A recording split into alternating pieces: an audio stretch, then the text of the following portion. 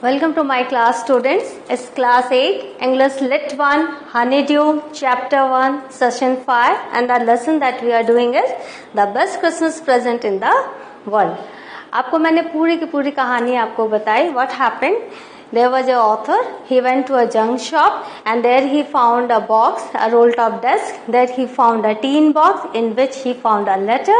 Then he went through the letter and he met the person to whom the letter was addressed, and it was Connie Macpherson, wife of Jim Macpherson, who was a British Army person, and he had written the letter to Connie about a wonderful incident that happened during Christmas in the war front, and it was a football match and Christmas celebration.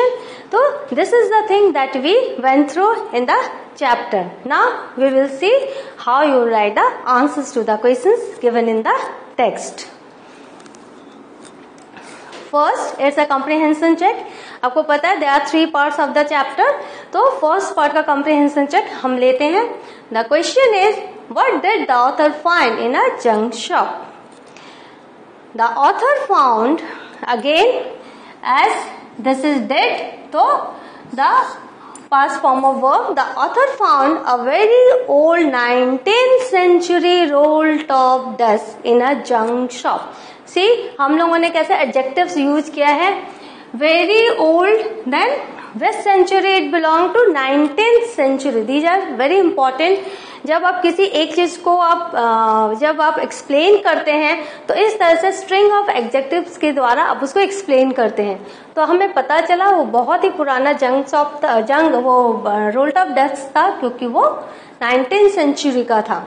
It was made of oak. It was in a very bad condition. The roll top was broken into several pieces. One of the legs was clumsily mended and there were scorch marks down one side. What are the scorch marks? The burnt marks. जल गया था, आपको पता है रोनी का घर जल गया था और उसी घर में ये रोल टॉप डेस्क था. तो स्कॉच मार्क्स जो है उसके एक साइड में था. तो इस तरह से हमने सिर्फ रोल टॉप डेस्क के बारे में ही नहीं बताया, पूरे उसका हमने एक्सप्लेनेशन भी किया, डिस्क्राइब भी किया. तो this is the answer of question number 1. Now we will move to question number 2. What did he find in a secret drawer? Who do you think had put it in there? Now in a secret drawer of a roll-top desk, the author found a small tin box. See, everything is mentioned in the chapter, so you have no other way to go and you need to write everything that is written there because this is a direct question. Answer will be also direct. So, what did he get?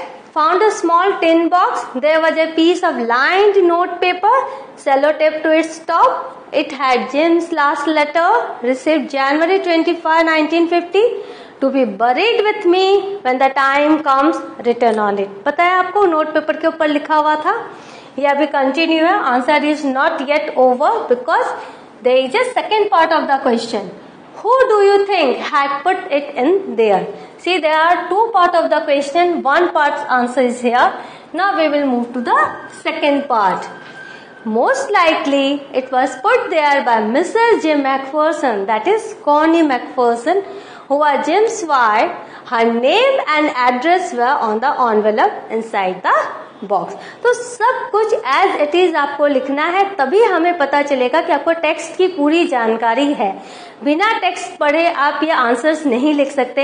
And you will have to mention each and every minute details of the story. तो इस तरह से आपने एक complete answer लिखा है and then only you will score marks in that. Now we will move to CC part 2, that is comprehension check part 2. Who had written the letter? To whom and when? देखो यहाँ पर 3 questions हैं. Who, to whom and when. तो आपको marks भी इन तीनों के answers लिखोगे तो ही पूरे मिलेंगे, otherwise you won't get marks. Who had written the letter? Jim Macpherson had written the letter. To whom? To his wife Connie Macpherson.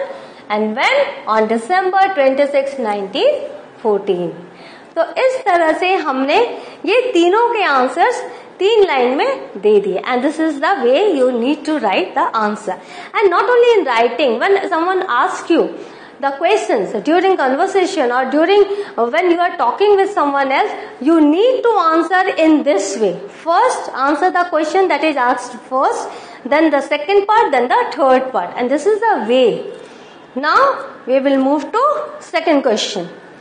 Why was the letter written? What was the wonderful thing that had happened? So in the letter it was written the wonderful event that had happened during the war front. Now आपको ये बता दूं, आपको पता ही है क्या हुआ था.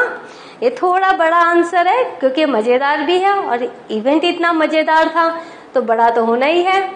See what is written. Jim wrote the letter to tell his wife about a wonderful thing that had happened on Christmas Day. The British and the Germans were engaged in a war, yet on this day both the troops met in no man's land. It was a thing of wonder because right in the middle of a war, the wearing soldiers were making peace.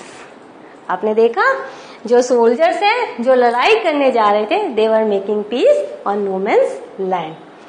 तो ये question का answer है. आपको ये पढ़ो और इसको मैंने अभी पढ़ा आपको. Then again you read again and again in your slide and then try to write it, practice it and prepare for the exam. Now next, what jobs did Hans Wolf and Jim McPherson have when they were not soldiers? आपको पता है hence wolf क्या करते थे? वो सेलो बजाते थे orchestra में. और ये क्या था? Gym Macpherson, he was a teacher in Dorset. यहाँ पर वही आपको लिखना है. Hans Wolf was from Dusseldorf. He played the cello in the orchestra. Jim McPherson was a school teacher from Dorset. जितना पूछो उतना ही लिखना है, उससे ज्यादा भी नहीं, कम भी नहीं. Now we will move to the next one. Question 4. Had Hans Wolf even been to Dorset? Why did he say he knew it? क्या वो कभी गए थे डॉर्सेट? फिर क्यों उन्होंने कहा कि उन्हें वो जगह पता है? No, Hans Wolf had never been to Dorset, क्योंकि उसने कहा था मैं कभी नहीं गया वहां. He had learned all about England from his school and from reading books in English. Same, यही उसने बताया, हमने वही आंसर में लिखा. Question 5. Do you think Jim McPherson came back from the war? Now, this is not mentioned in the story. Understood? That's what the question is given. आपको क्या लगता है जिम मैकफर्सन वॉर से रिटर्न हुआ था? क्योंकि after that celebration, Christmas celebration, both the troops with each other, we will go home and meet our relatives, meet our family. लेकिन क्या सही में जिम मैकफर्सन गया था? No, Jim McPherson did not come back from the war. In the sellotape note paper, it was written that the letter was Jim's last letter. Connie McPherson did not receive any more letters from him. It indicates Jim McPherson's demise. वो शहीद हो गया था. He was dead. अब इसको ये first part of the question है. Do you think Jim McPherson came back from the war? What is the second part? How do you know this? The incident took place around the earlier part of the World War I, in which the Germans had been victorious, which implies the defeat of the British and the demise of Jim McPherson. क्योंकि जब वो incident हुआ था वो world war 1 में हुआ था और उसमें जर्मन्स जीते थे, तो इसका मतलब है, और जिम घर लौटा ही नहीं था, इसका मतलब ही है कि जिम जो है वो ही वॉज डेड. अब हम पार्ट 3 में जाएंगे, comprehension CC part 3. Why did the author go to Bridgeport? Now this is a very important thing and very important question, and you need to read the answer carefully. The author went to Bridgeport because that was the address where Mrs. McPherson lived. कैसे उसको पता चला? क्योंकि वह envelope के ऊपर यही address लिखा हुआ था. The address on the letter read Mrs. Jim McPherson, 12 Cooper Beaches, Bridgeport and Dorset. He wanted to give that letter back to her. क्यों? क्योंकि वहां पे लिखा हुआ था I want it to be buried with me when times come. तो यह letter इतना इंपॉर्टेंट था और इसीलिए ऑथर जो था वो कोनी को रिटर्न करना चाहता था उसका ये लेटर। आपने देखा हमने सारे आंसर्स पास्ट टेंस में लिखे। You need to learn the 3 forms of verb. यहाँ पर देखो आपने यहाँ हमने वेंट लिखा, go went gone, first form go, then went then gone, third form of verb. तो इस तरह से आपको पास्ट फॉर्म ऑफ वर्ब देखना है, सीखना है। किसी भी ग्रामर बुक में you will get that there is a list of verbs and you must know what is the past form. ये नहीं आप जानेंगे तो आपके सारे आंसर्स गलत हो जाएंगे। Now we will move to the next one. How old was Mrs. Macpherson now? Where was she? Now here there are 2 parts of the same question. Mrs. Macpherson was 101 years old. Remember that old lady who came and met the author on wheelchair? She was in a nursing home in Burlington House on the Dorchester Road on the other side of the town. तो किसने बताया था? Neighbour ने बताया था। Who had sleeper, जो अपने sleeper में था उसने कहा था बहुत ओल्ड लेडी है, बहुत लवली लेडी है, लेकिन वो थोड़े कंफ्यूज रहती है, मेडली हेडेड। याद है ना, मैंने आपको पूरी की पूरी कहानी सुनाई थी। तो ये उसका आंसर है। Now second part, where was she? She was in a nursing home. अब हम चलते हैं पेज नंबर 16 के जो क्वेश्चंस हैं। Who did Connie Macpherson think her visitor was? उसने क्या समझा था? The visitor was her husband, Jim Macpherson. Now, Connie Macpherson thought that her visitor was her husband, Jim. क्योंकि उसने लेटर में लिखा था I will come soon, Connie. आपको याद है जब हमने लेटर पढ़ा था तो इसको यही लगा कि वो लेटर साथ लेकर जिम उसके पास आया है, because she was 101 years old lady.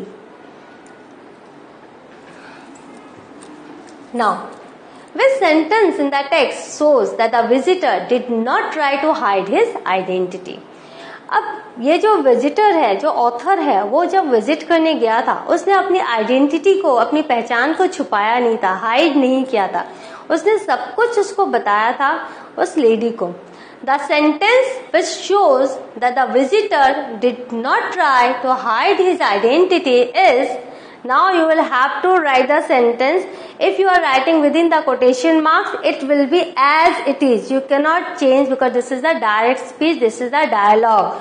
And the speaker has said it as it is. So I explained about the desk, about how I had found it, but I don't think she was listening. तो उस visitor ने, उस author ने, उसने अपनी identity नहीं छुपाई थी, लेकिन उसने ही उसको मिसअंडरस्टूड किया था और उसने उसको समझा था कि वो उसका हस्बैंड है। तो इस तरह से हमने जितने भी सीसी जितने भी है कॉम्प्रिहेंशन चेक के क्वेश्चंस वो हमने अभी किए। तो यहाँ पर आपने देखा कि हर पार्ट के साथ उससे जुड़ा हुआ क्वेश्चंस है और उसके आंसर्स उसी पार्ट में है। That means if you read the part 1, part 2 and part 3 carefully, only then you will be able to answer the questions correctly. और आपको ये मैं बता दूं, जो लिटरेचर में है, what is written there, it is not your thought. You are not suppose to write your thought, because nowhere the questions are related to your thought. They are not asking आप क्या सोचते हो, what do you think. तो when there is no question like that, you are supposed to write the facts or only the truths or only the matter that is given in the chapter. You are not supposed to, आप उसको destroy नहीं कर सकते facts को, आप उसको कुछ भी अपने मन से नहीं लिख सकते हैं। इसलिए बहुत ही इंपॉर्टेंट है you go through the chapters again and again, again and again, and everything you imagine.